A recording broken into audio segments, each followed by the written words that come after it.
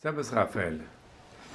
Meine versprochenen Übungen und etwas haben wir noch nicht besprochen, dass dieses Stück mit Auftakt beginnt. Das heißt, und da setzt der Bass ein.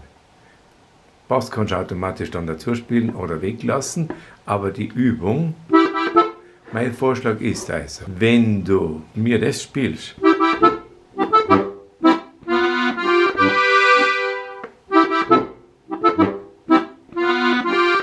so wie es da hörst, dann brauchst du die 3 Übungen nicht. Die wären die erste,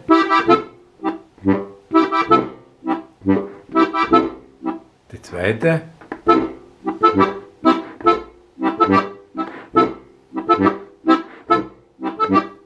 die dritte,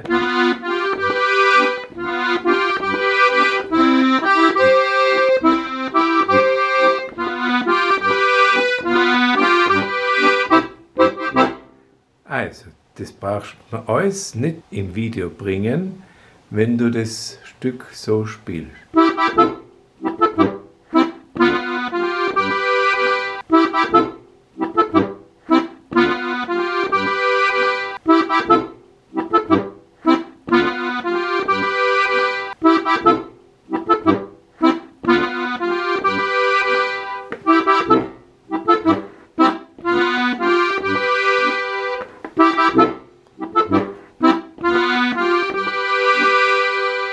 Und wenn du neugierig bist, dann spiele das weiter, hoch das einfach ein paar Mal an, dass du das voraushörst, dass du wieder merkst, wie soll es denn weitergehen.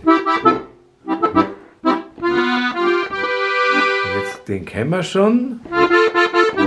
Ein paar Mal, machst du noch?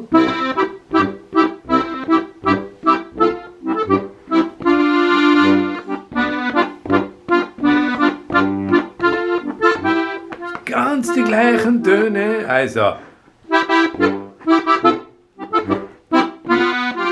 Ja, jetzt die gleichen Töne, halt andere Wiederholungen. Und schon, das ist schon der ganze erste Teil, das fängt wieder an.